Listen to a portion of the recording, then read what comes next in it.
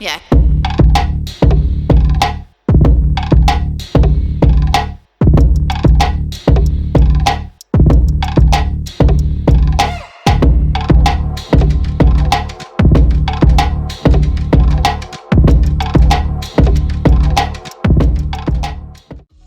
Andila and I were both sitting with a big portion of leave days that we needed to spend.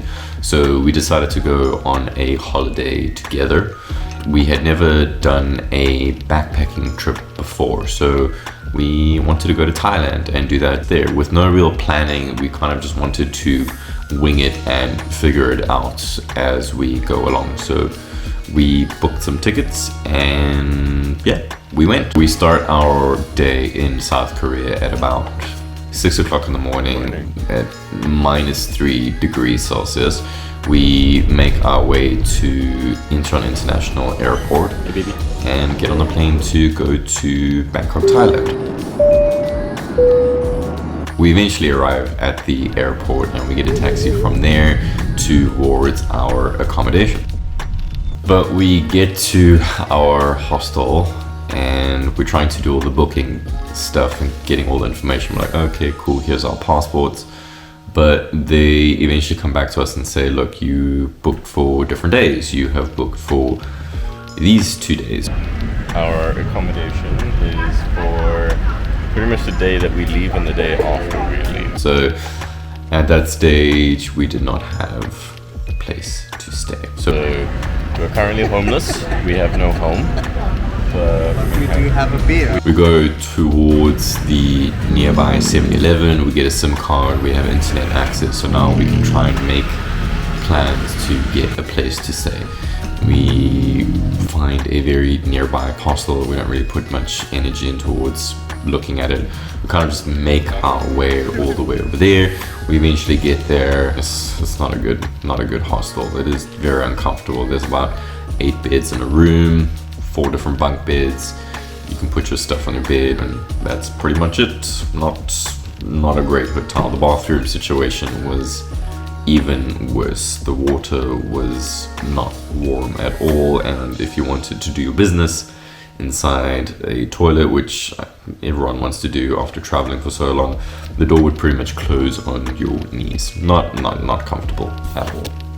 We're only in the hostel for a little while just to put our bags down and settle in for a bit, and then we go out. We don't know where we're going. We kind of just have an idea that we're going towards Khaosan Road, and that's it. We eventually find like a bunch of people just walking up and down. There's so many foreigners. There were so many. I couldn't believe how many foreigners. I thought I was coming to a different country to see Thai people, but no, they were just a bunch of people that looked like me. So a little bit disappointing.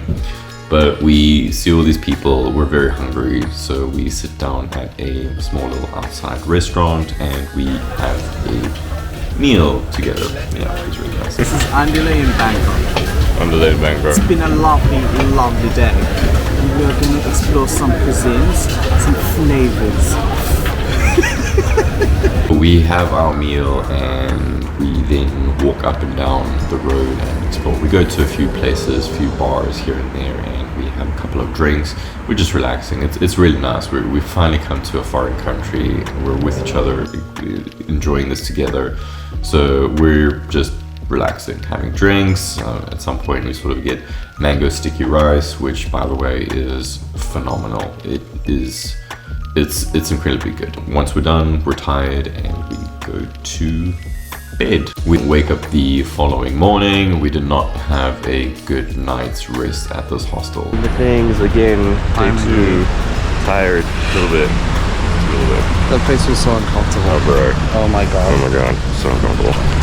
We take our bags, we go and have some breakfast at this food stall. There are many everywhere.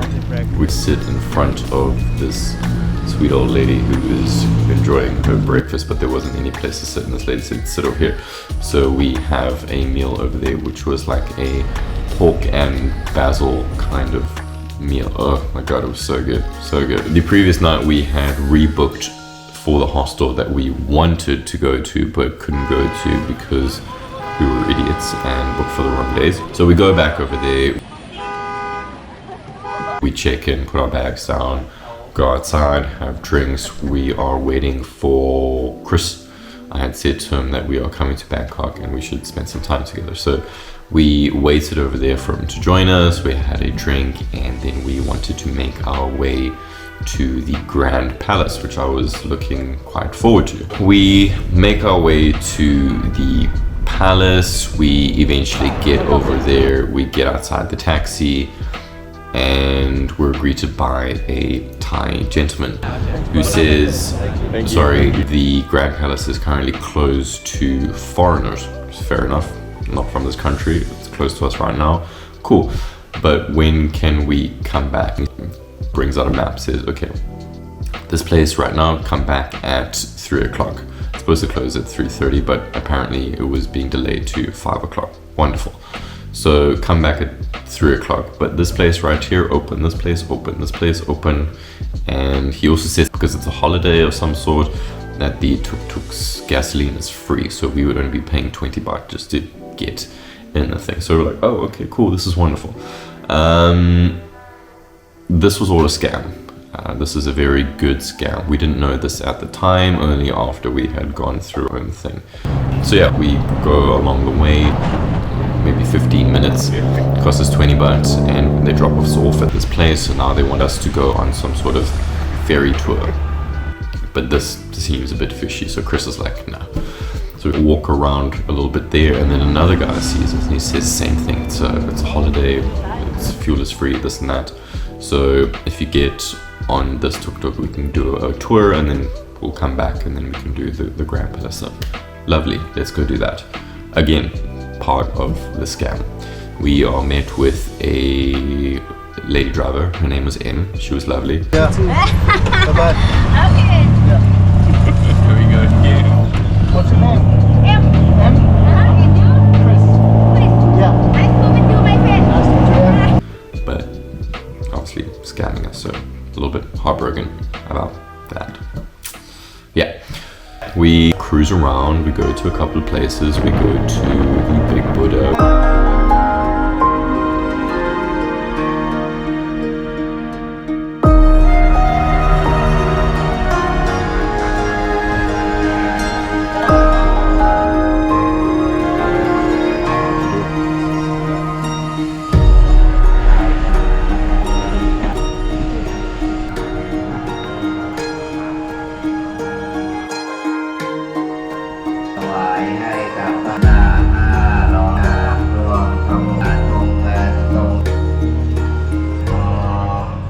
Beautiful place. We then later go to a quieter temple. There really wasn't much going on over there.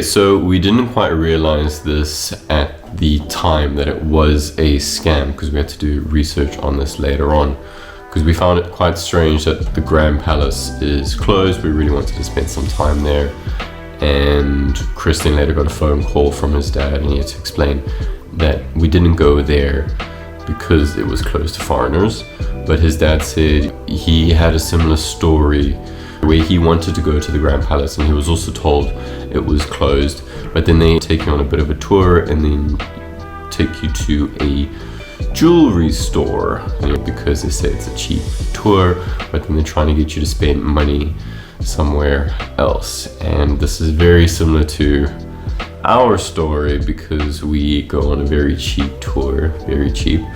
We go to a very nice palace, we then go to a quieter palace where there isn't much going on there at all. It's free entrance, so wonderful.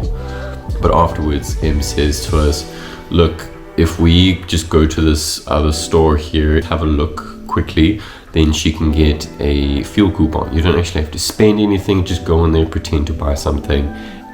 She's been very nice to us, so we're like, yeah, sure, it's not going to take long, let's just do this. We go into a tailor where someone is trying to sell us a suit, so we kind of just make awkward conversation, trying to get out of there as quickly as possible, and we say, okay, cool, we're not interested. We go back to the tuk-tuk, and then M says, is it okay if we just go to another place to do the same thing? And at this point, Chris is like, nah, sorry M, we're not gonna do this. Can you please just take us to the next place and leave us there? We make our way to the Golden Mount, and we say goodbye to M.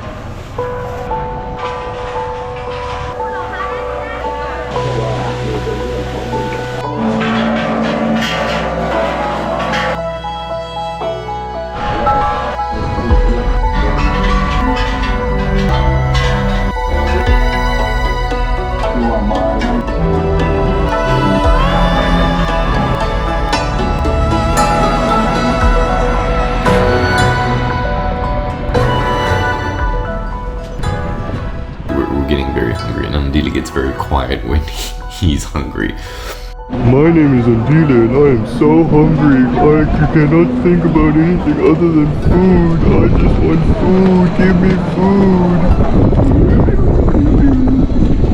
food. So we spend a little bit more time there. Then we go some more. We go even a little bit more, and we finally get to a food store where we have some roasted squid. It was quite spicy. After we had this lovely meal, we went some more until we eventually get to a dock, and a boat takes us across the river to where Wat Arun waits us. Very beautiful temple, very beautiful.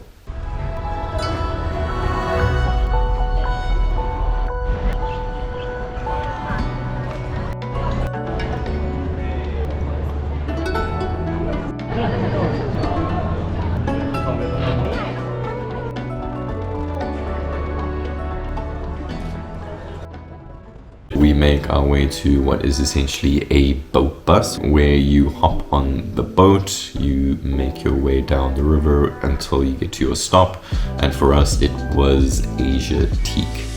We very quickly realized that Asiatique is expensive and not our vibe, so we carry on walking to God knows where. Where do we go? We get to this very busy road, and there are no foreigners. There are just motorbikes going up and down. So we decided, hey, this would be a cool place to go. We make our way down there, we see a 7-Eleven, we get some beers, we take them to a spot where we think we can sit. It is a little restaurant, there is space over there. This place doesn't have an English name at all. Actually, it doesn't exist, which is lovely. We sit down there, we have this meal. So after that, we make our way down the road some more, and we see this stall where there are gentlemen having alcohols of some sort. Some guy gestures for us to go over there. At first we're like, nah, we don't want to do this, but we change our minds and we go back. Lovely. I mean, these Thai guys don't speak any English at all. There's maybe 10 words between them. So we're drinking some sort of whiskey with mango and salt. We're trying to communicate. We don't really know what's going on. We're drinking something with this, which is pretty much fire from hell. Drink that for a bit, and at this point we are quite drunk, so we make our way back to our hostel. We spend some time at our hostel and we have a few drinks. At some point Andile wants mango sticky rice, so we go. I mean, he wanted mango sticky rice, but it didn't turn out to be mango sticky rice because we ended up going out and we went to the real Khaosan road, and there are just people everywhere. Oh my god, it was so busy. It kind of reminded me of what like Hongdae is here in South Korea. It's people going up and down, dancing, drinking. It was packed. It was so packed, and by the end of it I was incredibly tired. Oh my god, I was so tired and I just wanted to go home. I just wanted to go to bed. We got home quite late, and it was a bit of a tricky situation because I said to Andile, like, I want to go to Ayutthaya the following day, and he had agreed to it. So I said to him, like, we can do this now, but we are still doing this the following day. I really did not want to do it the following day because I was not feeling great at all, but I'm very stubborn and I was going to do this, and I dragged him out with me. So we go from there to Bang Sue Station, which is across from Bang Sue Junction. We get tickets and we make our way to Ayutthaya, which is where the old capital city of Thailand used to be. I'll be honest, and I don't really know much about the history of it at all. I just like sightseeing and seeing things. So we just spent the day at Ayutthaya, just hanging out with each other, spending the day together. It was lovely seeing all these beautiful things.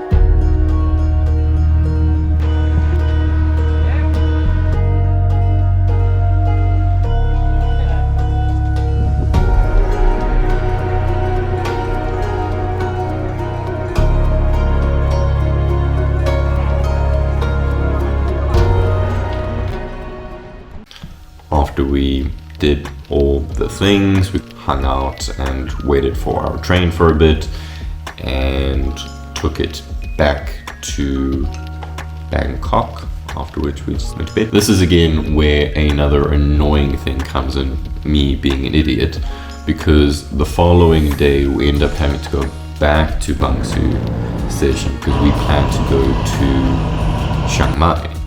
So we had to go to the same place that we were at the previous day, but now we're here on this morning and we didn't get tickets the previous day like we should have, because now we're in a situation where all the sleeper carts are sold out. We're about to embark on a 14-hour train trip in less than ideal conditions. It wasn't good. So when the train eventually arrives, we make our way inside. We're immediately greeted with a wave of heat. It is so hot inside of there, and all you can hear is the whir of fans above you. A train with fans. It's madness to me. Anyway, so we are in this train on these very hard seats. It is not comfortable. It is hot.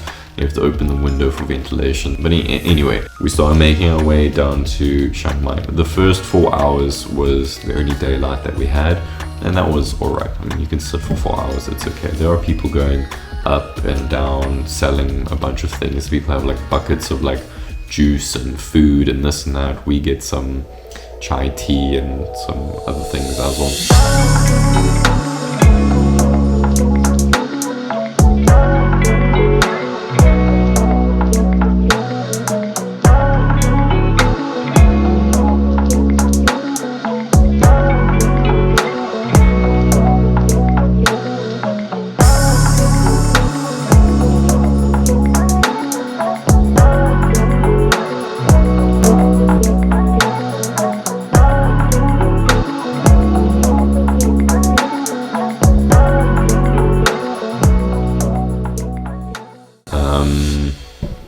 But nightfall was not the fun time. It was horrible. Like as soon as it goes dark, because the windows have been open, the bugs start coming in because the lights are still on, and because there's bugs, there are geckos inside of the train. There are geckos inside of the train, and you kind of get used to the bugs landing on your face and you swatting them. But once you start getting tired and you're wanting to sleep, it's not fun. And you're lying on a short little space like this. You're doing more yoga than sleeping because you're moving your body in any configuration possible just so that you can sleep. Oh my god, it was a struggle. It was supposed to be 14 hours, it turned out to be 15 hours of this. It was agony. Okay, so we end up in Chiang Mai. We eventually get there. We spent some time just having a meal. We then take a taxi to the old town. It's early in the morning, the sun hasn't even risen yet, so we spent some time walking around and exploring.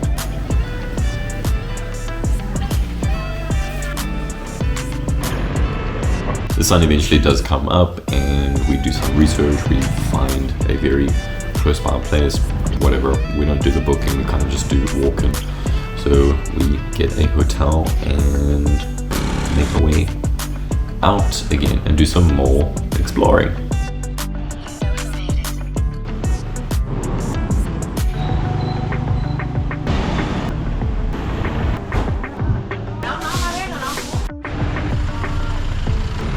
I mean, we do all of the exploring that we can. We see, okay, this is a wonderful place, but let's go somewhere and have a drink. I mean, it's still morning, it's still early in the morning, but we want to drink. We deserve it after the struggle that we had.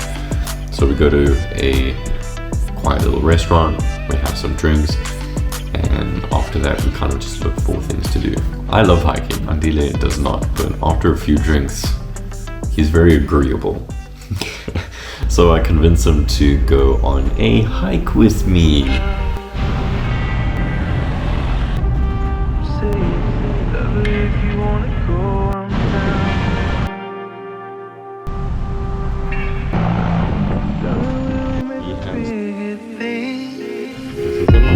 He struggled quite a bit.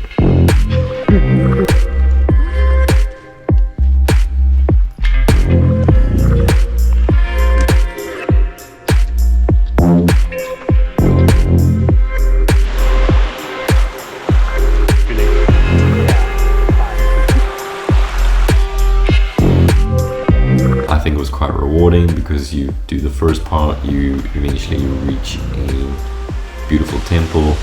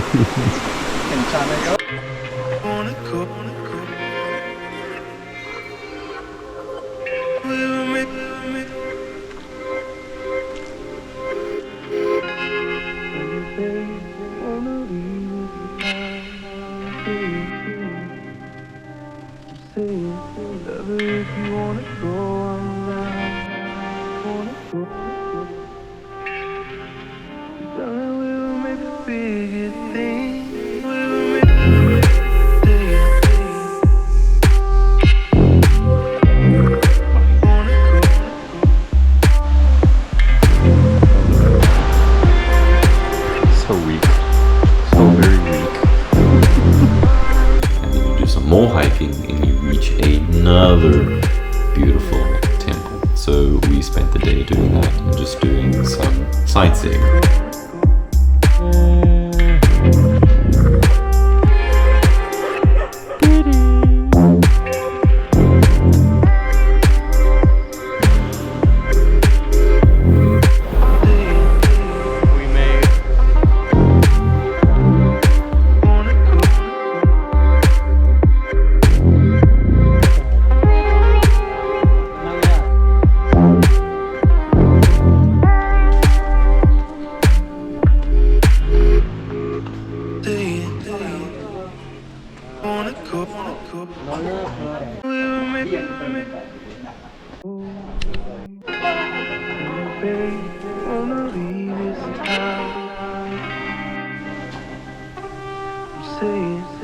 If you wanna go, I'm down. Darling, we'll make a bigger thing.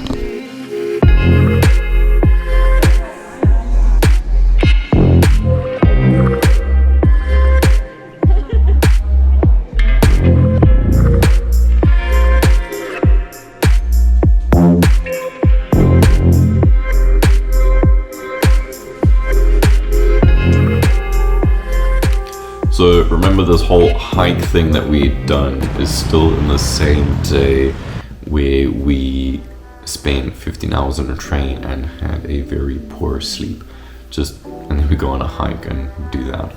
We wanted to go watch a Muay Thai match in the evening, but we were too tired to do anything. So I kind of just go to bed. We wake up the following day, and in that morning I'm getting gifts for Sohyun and her family. Ideally get something for Kadra. We don't really do much that day. We've seen Chiang Mai, it's very small, so not much to do there. And yeah, we kind of just go to a couple markets, get some gifts, and then make our way back to the train station. We were smart enough to get sleeper tickets the day that we arrived. So this time we had sleeper car tickets, which was lovely, but not much of the struggle that we had before. Honestly, there isn't much to say here at all. You go in, you sit down, and eventually they turn the seats into your bunk beds. You lie down over there, plenty of space. I'm about 1.8 meters and I can lie quite comfortably. If you order food a little bit beforehand, they bring it to you, you have your meal. It was alright. I actually preferred the rice packet and chicken skewer stuff I had previously. But yeah, eventually I fall asleep. I wake up the following day, I'm feeling fresh. It was like I was rocked to sleep. I was a baby in the train. It was wonderful. So now we're back in Bangsu Grand Station. I did some research the night before, planning on what we were going to do. I spoke to Chris and he said it was cool if we just spent some time with him on our last day. So I did some research on how we would get to him by train, because I have a thing for trains now. I don't know how, but I like trains a lot now. We walk for a little bit from the Bangsu Grand Station to a different station. You go in, you tell the person behind the counter that this is where you want to go. They go, okay, cool, this is how much it is. You pay the money, you get a card, tap that card, wait for the train, check to see where you want to go. Once you're there, you just slot the card into a majigger and gone. Very different way that South Korea works with the T-money. Love that system. But we make our way to nearby where Chris is, and we kind of just spend the day over there. He lets us shower at his place, we hang out, we go to a couple of like restaurants, drink. By the time that's done, we say goodbye and we make our way to Ayutthaya Station using the public transport system again, which is quite cool because at that station we found like a little Korea where they were selling soju and beer together and all sorts of Korean food. I mean, we didn't eat there because we're used to Korean food and we were going back to that. So we didn't really find anything interesting to eat there, and we'd go to the airport by the train, which I wish we knew existed beforehand, because then we wouldn't have taken the taxi from the airport to our accommodation. Anyway, there is a train station at the airport. We have some food at the airport, but we are very early for our flight. Many hours. It's entirely my fault and delay. Put up with my shit. So bless him. Sorry, dude. Sorry I did that to you. So we just spend a lot of time there waiting for the time where we can check in, which is 3 hours before the flight, and we make our way back to Korea. Yeah, it was a really good trip. A lot of struggles. There's a lot of stories in this traveling experience that we had that is just too long for this, but we did a lot there. We experienced so many different things, from the architecture, you know, temples, palace, not palace because we got scammed on that one, but different kinds of accommodation, food, transport. We experienced everything. We had some struggles, and we learned how to figure things out. So even if things aren't quite planned, we know that we're capable of sorting it out. It's like it's not that hard. You don't have accommodation, just go find some. You don't know how to get from one place to another, just figure it out. So yeah, it was really nice being able to do that with Andile, and this is definitely one of these memories that I will cherish for the rest of my life. Thanks, dude. I love you.